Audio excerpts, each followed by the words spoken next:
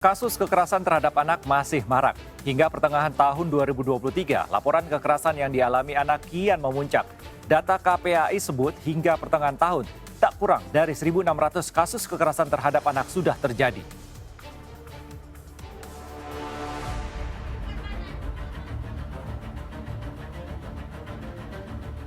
Kasus ruda paksa, bullying, hingga kekerasan dalam rumah tangga masih bayangi keselamatan dan keamanan anak-anak Indonesia.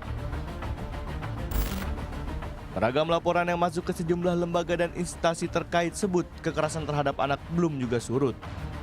Kasus kekerasan yang melibatkan anak hingga pertengahan 2023 telah masuki angka yang cukup tinggi. Namun ironinya paling tidak angka yang terdata ini hanya secuil saja dari seluruh jumlah kekerasan terhadap anak yang betul-betul terjadi.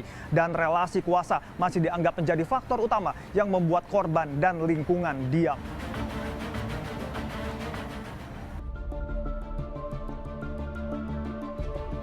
Ibarat gunung es, kasus kekerasan terhadap anak yang terungkap dan dilaporkan hanya secuil saja. Data dari KPAI sebut 4 kasus kekerasan terhadap anak paling tinggi di Indonesia. Kekerasan dalam rumah tangga masih mendominasi pelaporan kekerasan terhadap anak dengan jumlah kasus sebanyak 631 kasus. Diikuti oleh kasus kejahatan seksual yang telah terungkap sebanyak 356 kasus.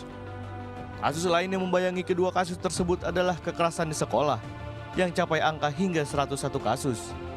Sementara kasus anak yang berhadapan dengan hukum berada di angka 81 kasus. Sejumlah pelanggaran yang terjadi terhadap anak ini hanya jumlah yang terungkap dan terlapor. Namun sayangnya banyak faktor yang menghambat pelaporan dilakukan. Rata-rata pelaku ini kan orang terdekat ya. Ada bapak tiri, tetangga gitu, teman korban. Itu rata-rata mereka yang sangat dikenali gitu, dan bahkan di satuan pendidikan keagamaan juga ada pelaku-pelaku oknum ustadz, oknum pendeta dan seterusnya gitu ya. Nah, karena orang terdekat dan relasi kuasa yang tidak berimbang gitu ya, ini juga menghalangi terkait pelaporan gitu ya. Artinya sulit mengungkap dan bahkan kita tidak tahu.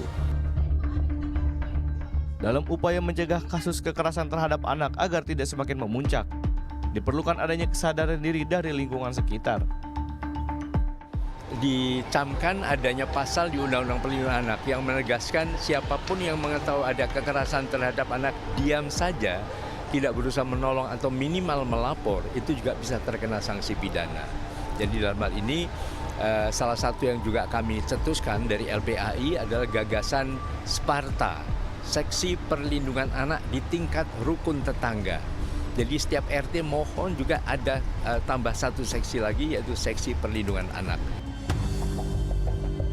Kasus kekerasan terhadap anak yang tetap marak semestinya membuat siapapun tergerak dan bergerak. Melapor bisa menjadi obor yang menerangi dan menyingkap kekerasan yang masih tertutup. Anand Surya, Novayul Henry melaporkan untuk NET.